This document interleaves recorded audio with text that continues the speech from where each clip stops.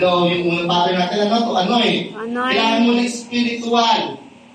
Hello, marami kasi ngayon, ang humble lagi, pag sinabing blessing is financial. Wala nang iba, yung financial. Sarado na. Kaya sabi ng Panginoon, sa lahat ng bagay, sabi ng Biblia, sa lahat ng bagay, unang-una spiritual. Makikita natin yung pattern kanina. Sa Genesis chapter 1, hilingahan siya. And then, to have dominion, to conquer, and to succeed. Diba? Kasi yung talagang plano na ito sa tao. At hindi yung plano niya sa ating lahat ngayon. Amen? Amen. Kaya sabi dito, magagawa ng Diyos na pasaganahin. At verse 9 sabi, tulad ng nasusulat, siya masaganang nagbibigay sa mga dukha. Ang kanyang kabutihan ay walang hanggan. Ano yung ibig sabihin ng dukha?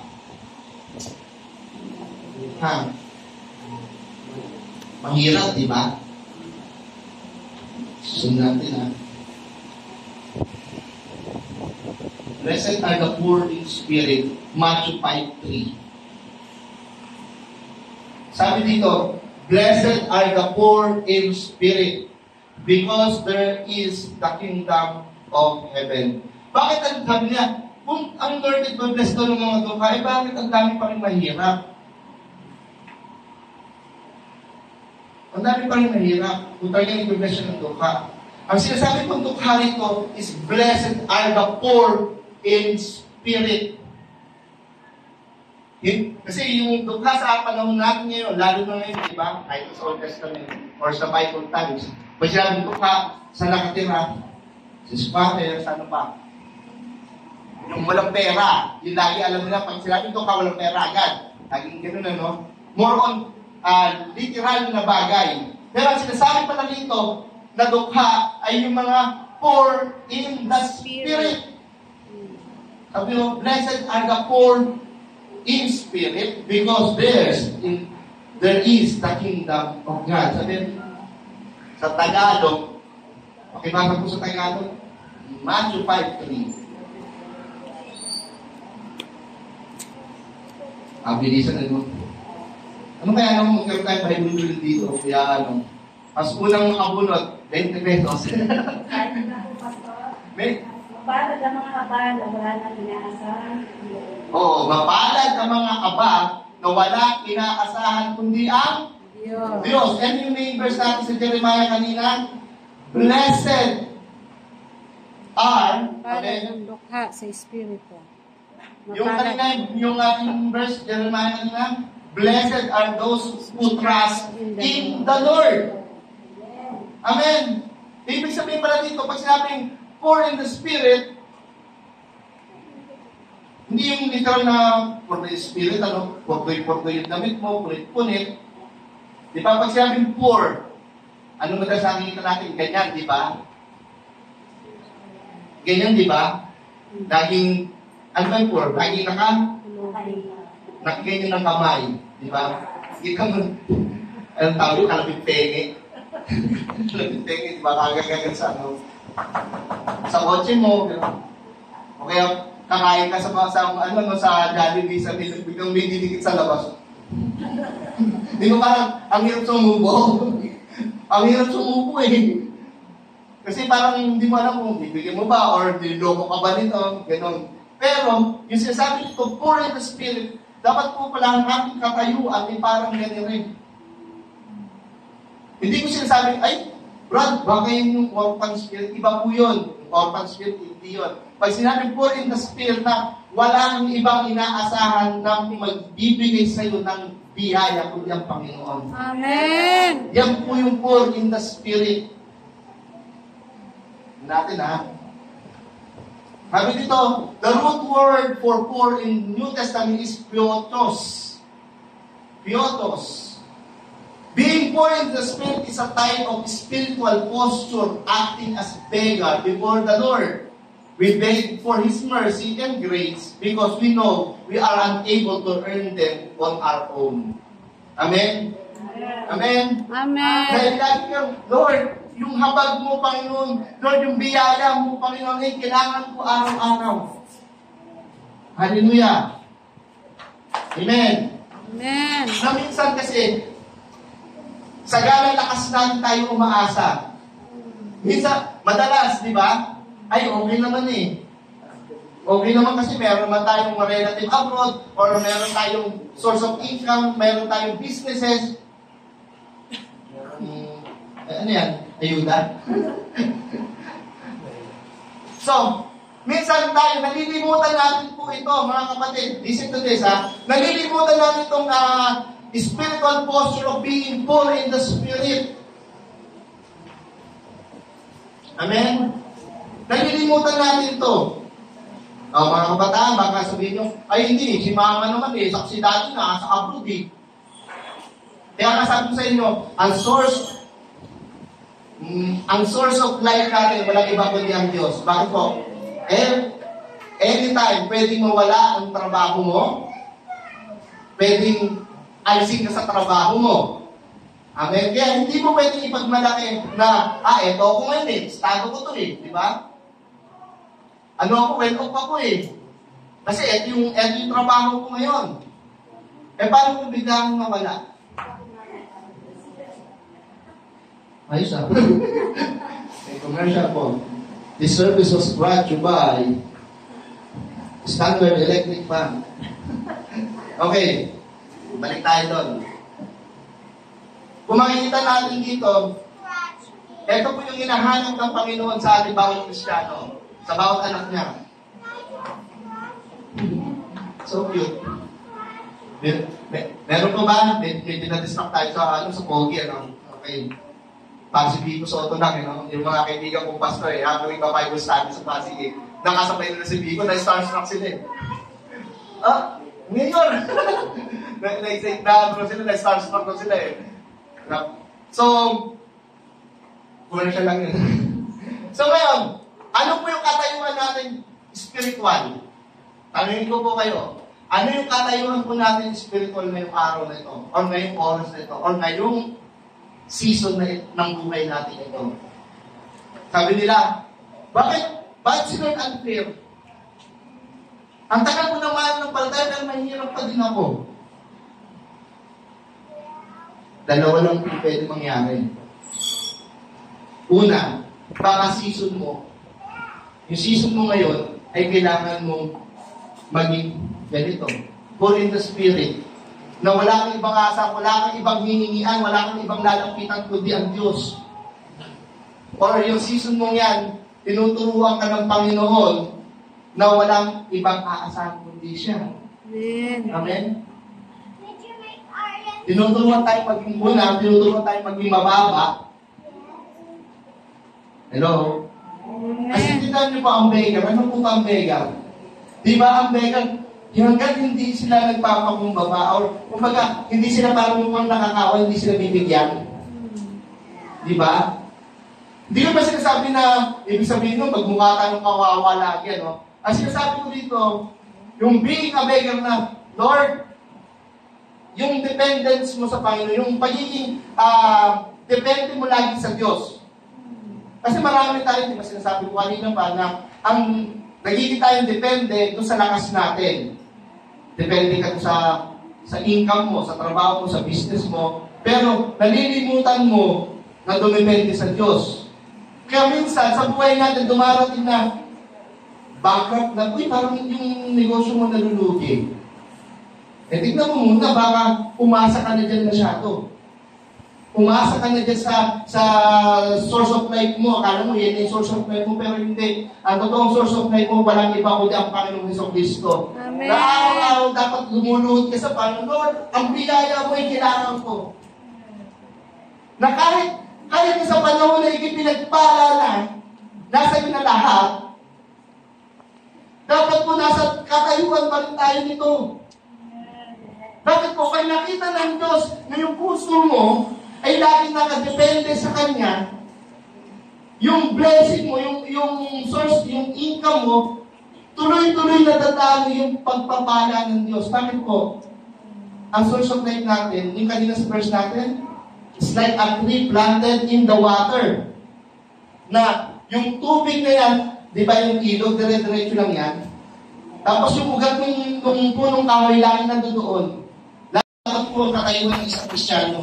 Na kahit pinagpala ka na ng Panginoon, ang source of life mo lagi, ang isip mo, ang source of life mo, walang iba kundi ang Diyos. Panginoon, hindi akin ang business na to sa'yo to. Lord, ang income kong tinatanggap ngayon ay galing sa'yo. Always nasa pagpapakumbaba, doon ka sa estado ng pagiging beggar. Lord, kung hindi dahil sa'yo, wala akong business na ganito, wala akong income na ganito, Lord. Hindi mo pwedeng ipagmalaki. Amen? Ito yung tinatawag na poor in the Spirit. Na laging, Lord, kahit may blessing ka na, Lord, kahabagan mo ako. Na kahit blessing ka na, ito pa maganda. Paano magtuloy-tuloy yung blessing? Yung sabi kanina, nung unang verse natin, balikan natin Yan. Sa Corinthians. Sabi dito, magagawa ng Diyos na pagsasaganahin kayo sa lahat ng bagay at higit pa sa inyong pangangailangan upang sumagana kayo sa mabubuting gawa. Ano ibig ko sabihin yan? Once na pinagpala kayo ng Panginoon at siya yung laging source of life mo, sabi ko nga sa inyo, higit sa dito, higit sa inyong pangangailangan. Ibig sabihin nun, you will extend your blessing. Amen? Hello? Sino din nag-extend ng kanyang blessing? Na, kaya ang sabi dito higit pa sa inyong pangangailangan. Di ba sabi yung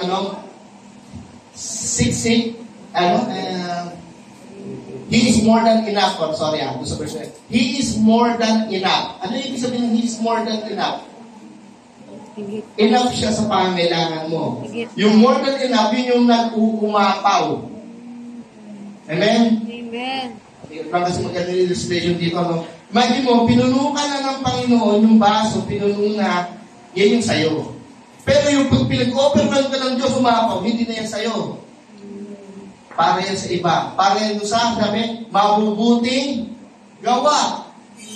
Hello? Kaya ka pala pinagpapala, kaya ka pala destined to be blessed para maging blessing ka rin sa iba. Especially lalo sa gawain ng Panginoon. Amen? Kaya ka pala pinag-uumako ng Diyos ng pagpapala para yung mabubuting gawa ay ma-extend sa iba. Hello? Sila rin makaranas ng blessing ng Diyos na nagmumula sa iyo. Ay nagmumula sa Kanya, extended pala, ikaw yung extension ni Lord para sa iba. Naintindihan po natin? We are destined to be blessed. Anoint? Ano pa? To conquer. Yung conquer, hindi yung conquer mo, eto gawin mo to. Kung hindi, wala kang blessing. Hindi ganun. Yung to conquer, kumbaga, gamitin mo sa pagkakaibigan. Or sometimes, mas maganda nga gamitin sa evangelization. Uy, treat kita! Sama ka! Saan? Tara, treat kita! Diyan kita, kwentuhan naman tayo. Tapos hanggang may kumento ka, unti-unti mo pinapasok si Jesus. Imagine mo imagine mo yung extension ng blessing ni Lord. Imagine mo yung ganong attitude na ito ay pinagpala. Doon makikita ng tao na totoo ang Diyos sa pinilingkuran mo. Ang hirap kayo yung mga ngaral ka, magsisi ka. Tapos tapos hindi mo man nag-bless. Hello?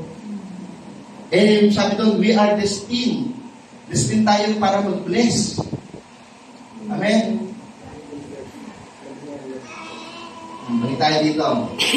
Sabi dito, spiritual posture.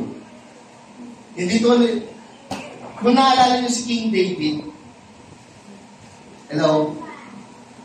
Paano binili si King David? Hindi siya dahil inanoy siya as king dahil natatawag niya si Goliath, tapos inanoy siya ni Prophet Samuel. Hindi lang yun. Bakit ganun na lang yung pagpapala kay David? Diba, kung naalala niyo yung initiative yung Ark of the Covenant, remember that? Ano sabi doon? Tinanggal ni David yung kanyang robe as a king. Tinanggal niya yung corona niya as a king. Ano itsura niya? Para siyang ganun. Bakit? Kung makikita natin, hubad talaga si David, para siyang taong grasa nila. Minsan, mga taong grasa ganun. Kasi naglulupasay siya sa lupa, sumasayaw siya sa lupa. Yun yung standing David. Para siyang beggar sa Lord. Kaya ganun na lang siya pinagpala ng Panginoon. Amen? Isa tayo, no? Worship pa lang eh. Oops, boys.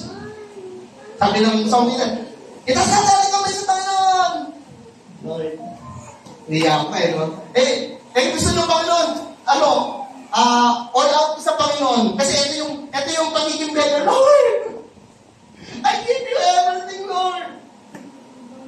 Maranasan lang kita, Panginoon. Yun yung gusto ng Panginoon makita sa atin. Hello? Amen. May tao pa ba? Amen. May nakikinig pa ba? Parang ngayon na. Hindi na ako babalik. So, being a beggar before the Lord, lagi kang hubad. Hindi mas literal na hubad. Kumbaga, wala kang pwede ipagmalaki. Hello? Hindi mo pwede ipagmalaki yung kakayanan mo, hindi mo pwede ipagmalaki yung talent mo, hindi mo pwede ipagmalaki kung anong meron ka. Ang lagi mo nasasabihin, Lord, ikaw ang kailangan ko. Yan po yung sinasabing, blessed are the poor in spirit. Imagine mo, no? Humility. Ang sabi ng promise ng Panginoon, blessed are the poor in spirit. Mapalad ang mga aba, sapagkat nasa kanila ang paghahari ng Diyos. Imagine mo, nasa iyo ang paghahari ng Panginoon. Isipin mo natin na, once we humble ourselves, at wala kang kinikilala sa sarili mo, the kingdom of God ay naroon yan sa iyo. Amen. Hallelujah! Nasa iyo yung paghahari ng Panginoon. Kaya ibig sabihin nun, Lord, sabi natin, gusto natin pagpalain tayo sa lahat ng aspeto, humble ourselves. Every moment of our life, pinagpala ka man o hindi pa pinagpapala, always in the humble state ka lagi. Wala kang pwede pagmalaki, Lord. Itong trabaho ko to, kahit itong million pa kinikita ko, Lord, hindi ko pwede ipagmalaki to. Hindi pa, pinagpala naman ng konti, no? Iba na yung estado. Maraming ganyan eh. Na nung una, ang prayer, talaga naman todo luhod sa church. Todo luhod, Lord, pagpalain mo lang ako, Lord. Siyempre, ang Lord mahapag eh. Nakita niya yung puso niya na nagpapakumbaba. Binila siya ng Panginoon. Nung binila siya ng Lord, ano na nangyari? Wala na. Babay na. Tapos ngayon, tapos bilang nawala yung blessing sa kanya, ano nangyari? Balik na naman kay Lord. Minsan ganun eh, no? Kaya ayaw ng Panginoon, minsan, or madalas, tinuturuan tayo ng Panginoon na huwag tayong umalis sa presensya niya. Amen. Amen? Kasi minsan eh, lalo ngayon nasa sanlibutan, especially sa mga ating young professional, pag dumating na yung time ng blessing sa iyo ng Panginoon, always put in your mind na hindi yan dahil sa'yo. It's all about Him. Amen. Yung blessing na tinatanggap mo, hindi dahil sa'yo, dahil sa Panginoon. That is the poor in the spirit. And sabi ng Mark 8:36, for what shall it profit a man if he shall gain the whole world and lose his own soul? Diba? Maraming pinagpala na, pero hindi makita ang Panginoong Jesucristo sa kanila. Marami po ako nakita ganyan na namit na tao na ganyan na sobrang yaman, ganyan. Tapos, malalaman nila na Christian ka, tapos sasabihin sa'yo, Christian din ako eh. Dati. Ano nangyari? Nabisi sa negosyo eh. Ayun, nakalimutan ng church, nakalimutan ng kumbaga, yung mga promises ka sa Panginoon, nalimutan na. Nalimutan na yung mga dati niyang ginagawa para sa Lord. Pinagpala ka ng Panginoon, pero nalimutan mo yung nagpala sa'yo. What if, what if dumating yung time bawiin yan ni Lord sa'yo? Mga kabataan, mga young professional, what if kung dumating ang time at hindi tayo nasa state ng being poor in the Spirit, what if kukunin niya ng Panginoon sa atin? Ano yung pagmamalaki po natin? Hello? Ano po ang may pagmamalaki natin? Di ba wala? Si Job. Imagine si Job. Sinakakaalam kay Job. Di ba si Job, di ba? Blessed person, napaka-yaman. Pero sabi, namatay yung anak, tapos kinuha lahat ng kayamanan, nawala lahat ng kanyang business, namatay yung kanyang mga alagang hayop. Tapos tinubuan pa ng mga bukol sa katawan. Anong ginawa ni Job? Sinumpa niya ba ang Panginoon? Hindi. Lalo siya nagpakumbaba sa Panginoon. Imagine yung estado ni Job. Higit pa sa beggar. Higit pa sa isang dukha. Kasi, imagine mo, sa yaman ni Job, ang natira lang sa kanya, yung kanyang tungkok. Yung tungkok, di ba? Yung lutuan, yung abuhan. Yun lang yung natira sa kanya. At yun yung... Umiyak na. At imagine mo, yun lang yung abo, yun lang yung gamot niya sa kanyang sugat. Ang sugat ni Job, panindig balahibo. Sabi, higit pa sa pizza. Sabi nila, parang pizza ikaw. Imagine mo, tubuhan ka ng bukol. Walang puwang. Buong katawan niya namamaga. Tapos pumuputok. Tapos ang gamot lang niya, yung abo, yun lang. Pero nung sabi niya, nung time na nandun siya sa kalagayan yun, sinabi mga kaibigan niya, baka mali pa na ng palataya mo, baka ganito, ganyan. Yung asawa niya, yung sabi ng asawa niya, sumpayin mo na yung Diyos mo. Pero nung sabi niyo, hubad akong dumating sa mundong ito, hubad din akong aalis. At nung makita ng Diyos yung katayuan ni Job na gano'n, na walang ibang inaasahan siya, kumbaga, yung katayuan ni Job na yun, nagpupuri sa Panginoon, ano man yung kanyang karamdaman, ano man yung kanyang nararanasan, he worshiped God. At ano sabi ng Bible? Ibinalik ng Diyos yung pagpapala ni Job na triple. Amen. At ang sabi doon, nakita niya pa yung 4 na henerasyon ng kanyang apo. God extend His life. Bakit mo 4 na henerasyon ng apo mo, makikita mo? Hello? At sabi doon, 3 beses, triple, yung blessing na ibinalik ng Diyos kay Job. Because of that, dahil lang sa pagiging poor in the Spirit. Amen. Amen. Kaya sabi dito, maging mo man nung, sa mga young people, lagi natin i-workout tong verse na to. Workout natin, reminder sa atin to na ano man yung maging marating mo, kung wala naman ang Panginoong Jesus Cristo sa'yo, sabi doon, He will lose His own soul. Amen? Amen. Hallelujah. Nakita tayong tapos.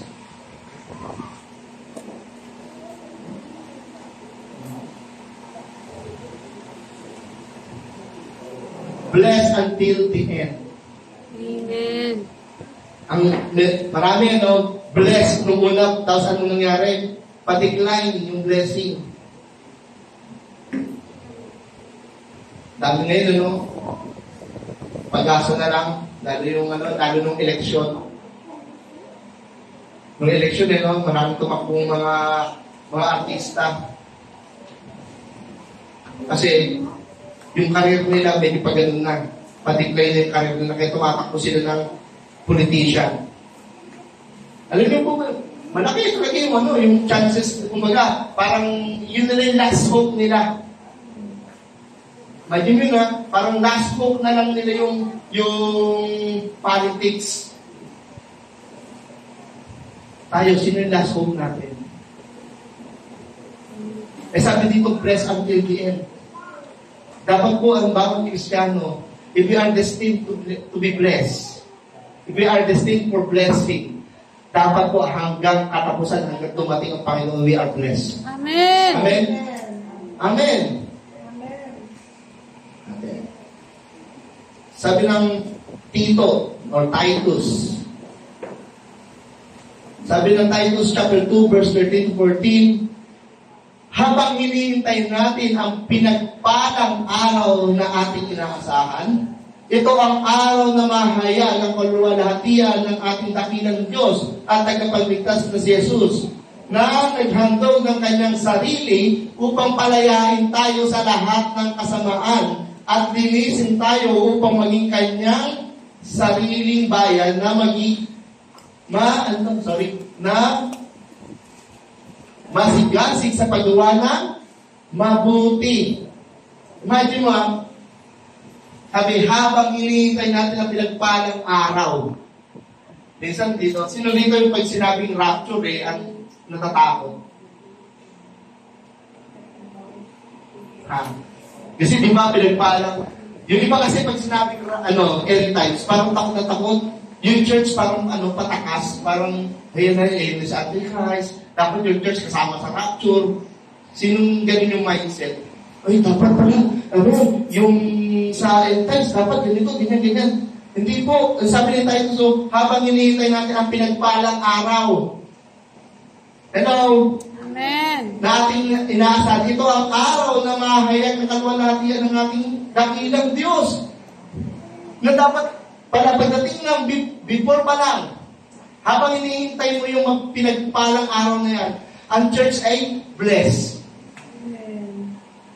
Amen? Hindi siya yung feeling niya na yung church parang takot na takot, dyan sa Antichrist. Hindi po. Pinagpalang araw sa atin yan. Amen? Kaya we are destined we are destined to be blessed. Bakit? Until the end, we are blessed. Ang bawat Kristiyano hanggang sa pagdating ng Panginoon, we are blessed. Amen? Amen. Blessed tayo sa lahat ng aspeto ng buhay natin. Ang ibig lang sabihin yan, dapat po hindi lang yan financial blessed, hindi lang physical blessed, dapat lalo-lalo na spiritual blessed. Amen. Amen? Kasi, kahit anong yaman mo, kung hindi ka ng spiritual blessed, hindi ka rin kasama sa langit. Amen? Kaya ang unang binibless sa atin ay yung ating mga spiritual na buhay. Amen? Kaya nga yung kanina, pattern natin ito, Number 1 yun. Kaya dapat po natin ngayon hingin sa Panginoon, Lord, hayaan mo ang paghahari mo sa buhay ko. Kaya sabi niya, blessed are the poor in spirit. Hindi naman sinabing poor ka talaga na literal na poor. Hindi. Yung poor, yung pagiging estado mo ng biyaya lang ng Panginoon. Kaya may oras nito bago tayo magtapos. Sabihin natin, Lord, yung biyaya mong kailangan. Lord, biyaya mo. Kasi habang hinihintay natin yung pinagpalang araw, papunta na rin tayo sa pagpapala. Naniniwala kayo doon? Amen. Ang buhay ng Kristiyano, para yung hagdan. Ito na yung finish line. Papunta na tayo sa sinasabi, pinagpalang araw ng Panginoon. Na dapat po tayo, habang papunta tayo doon, unti-unti yung buhay natin. Spiritual, lahat ng aspeto ng buhay natin pinagpapala na. Amen. Amen. Kaya po, wag po kayong panghinaan ng loob na, Lord, hanggang dito na lang ba ako? Hindi po. Meron ng season tayong tinatahak or meron na tayong pinagdadaan ng season. Pero, if you believe na kayo tinawag ng Lord for blessing, panghawakan niyo po yan. Amen. We are destined to be blessed. Amen? Amen. We are destined to be blessed. Bakit ang liwanag ng salita ng Panginoon? Blessed are those who trust is in the Lord. Amen. Bakit po? Yan po yung mga poor in the spirit. At sabi doon, blessed are the poor in spirit, for they have the kingdom of God. Amen. Nasa kanila yung paghahari ng Panginoon. Kaya huwag po tayong panghinaan. Huwag po tayong panghinaan ng loob. Ang Isa lang po ang gusto ng Panginoon ngayong oras na ito. Ano niyo po ano? Humble ourselves. Amen. Nang wala tayong kinakasahan kundi ang Diyos. Panginoon, kailangan ko ang iyong habag. Kailangan ko ang iyong awa. Kahit pa may pera ka, kahit pa meron kang source of income, always stand in the front of God na, Lord, hindi ko kaya. Wala ko kaya, Panginoon. Ito po ako, Panginoon, papakumbaba. Ikaw ang aking inaasahan. Amen. Amen. Sige po, tayo natin tumayo ngayon.